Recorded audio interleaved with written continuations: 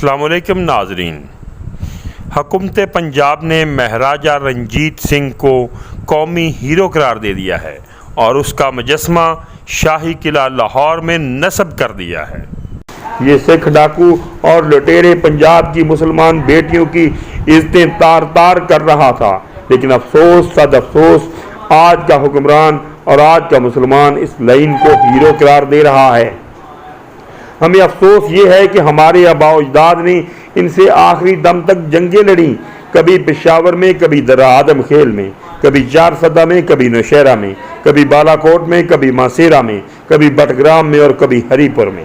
क्या हमारे आबा अजदाद ने ये मुल्क इस दिन के लिए आज़ाद कराया था कि हम काफरों को यहाँ पर हीरो मानेंगे?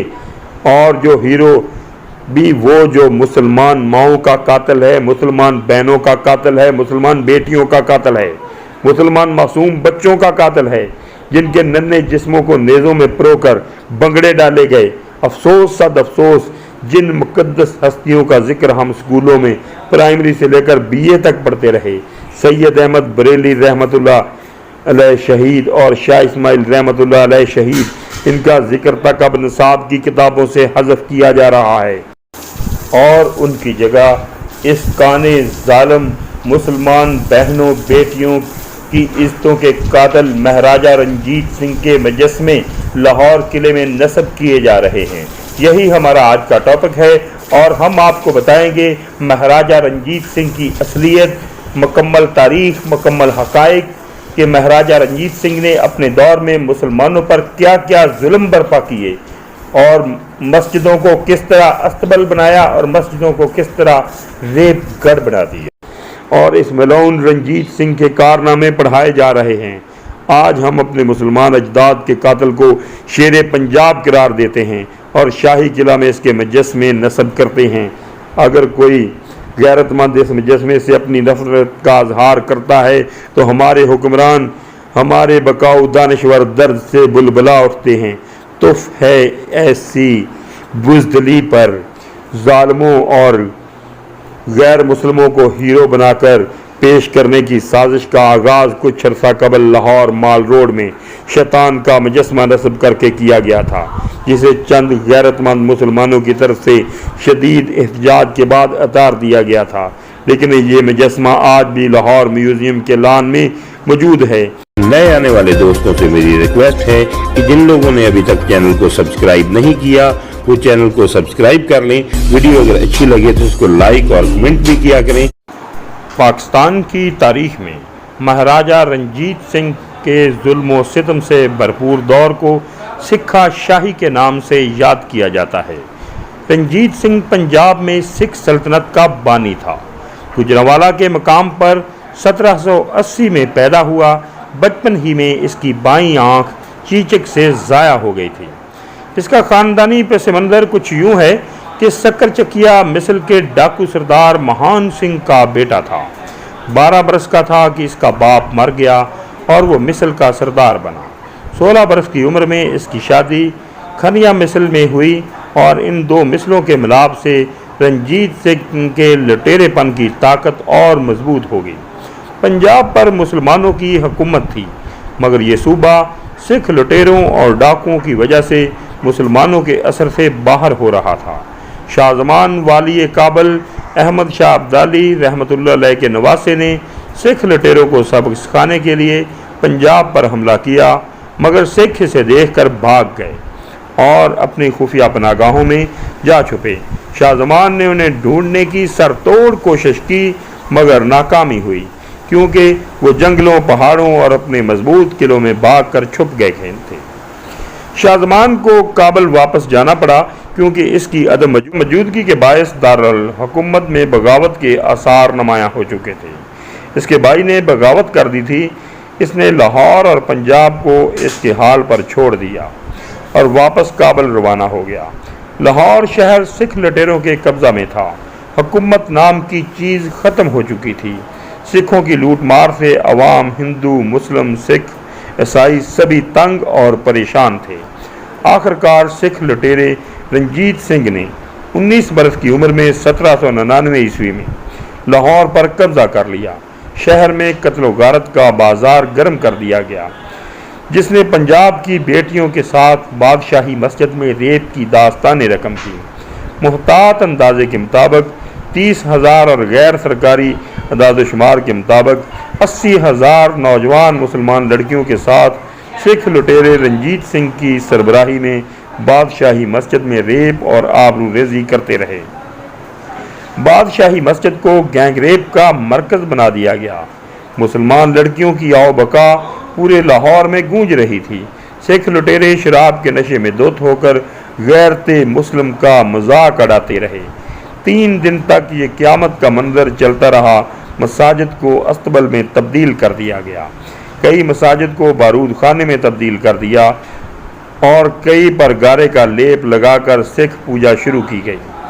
لاہور کی بادشاہی مسجد میں گھوڑے باندھے اور اسے مستقل طور پر استبل بنا دیا گیا۔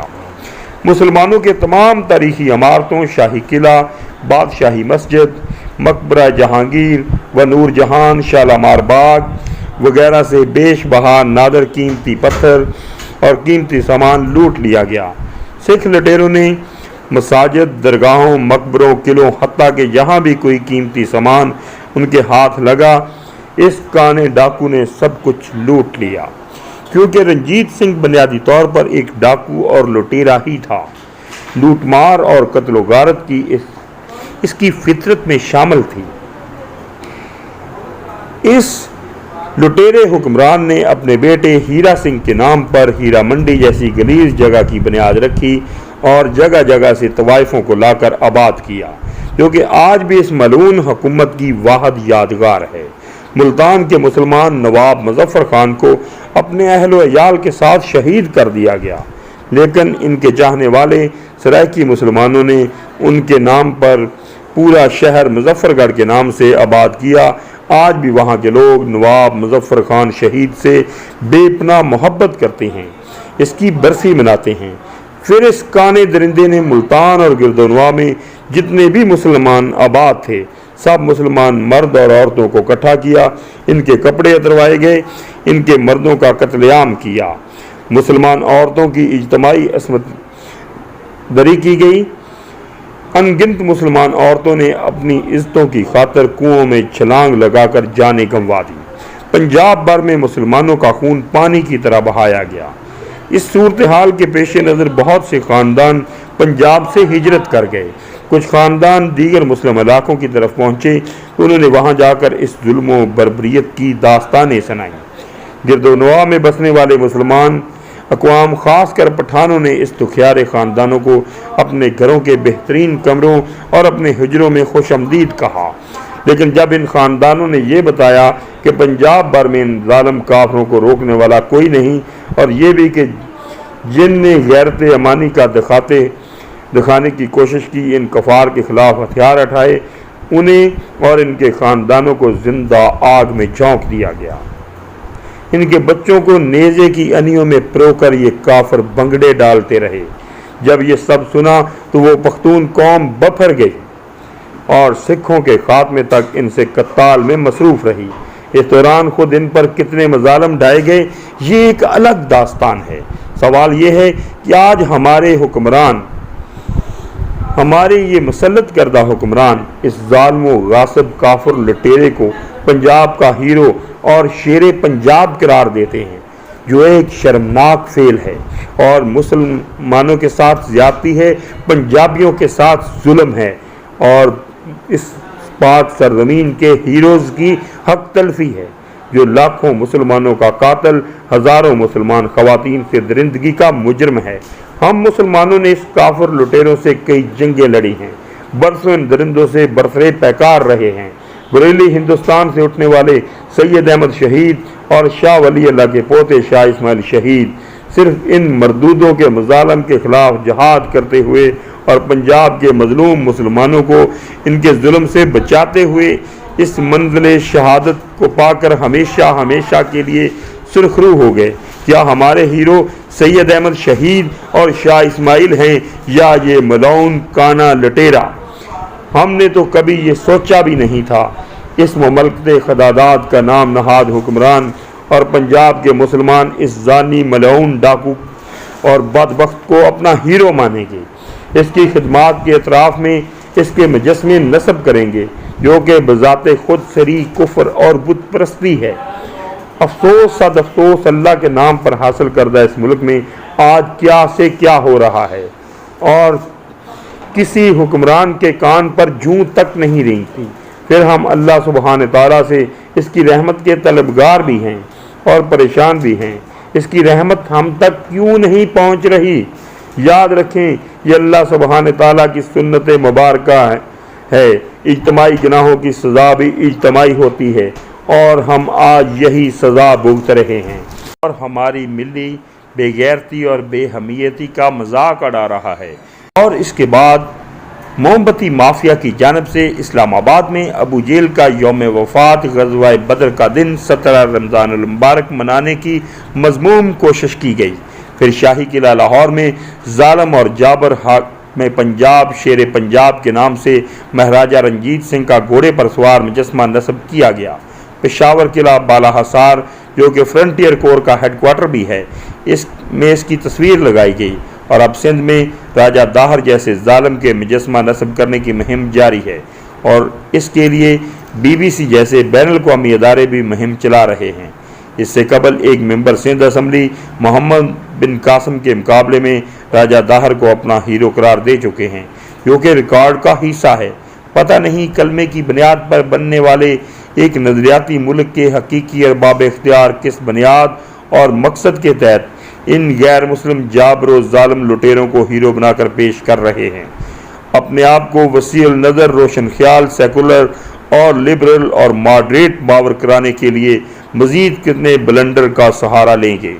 ان ارباب اختیار کو یہ بات یاد رکھنی چاہیے کہ یہ ملی بے حمیتی میں کچھ بھی کر لیں، یہود و نصارہ کے نزدیک یہ مسلمان ہی رہیں گے۔ معلوم نہیں ان کو اپنے آپ کو مسلمان ظاہر کرنے سے کیا تکلیف اور پریشانی ہے، اور تاریخی اعتبار سے نسل نو کو کس گمراہی و ضلالت کی طرف دھکیل رہے ہیں۔ بحیثیت مسلمان اسلامی تاریخ ہی ہمارے لیے قابل احترام و اعتبار ہے۔ صحابہ کرام اور تابعین اور مجاہدین اور اسلامی قیادت کی موجودگی میں جو کار خیر مہمات سر کیے گئے وہی ہمارے درخشاں تاریخ ہیں اور دین اخلاقیات کا حصہ ہیں۔ اس پر نہ تو شرمانے کی ضرورت ہے اور نہ مسخ کرنے کی۔ جن لوگوں کو اپنی اسلامی تاریخ و ثقافت سے چڑ ہے وہ لوگ اسلامی اقدار کے نمائندہ ہرگز نہیں۔ آئیے ہم سب مل کر یہ آواز اٹھائیں کہ ہمارے رول ماڈل اور ہمارے ہیرو حضرت محمد عربی صلی اللہ علیہ وآلہ وسلم، محمد بن قاسم، سید احمد شہید اور شاہ اسماعیل شہید ہیں، نہ کہ خدا نخواستہ ابو جیل، راجہ داہر اور مہاراجہ رنجیت سنگھ۔ اللہ حافظ، دعاؤں میں یاد رکھیے گا۔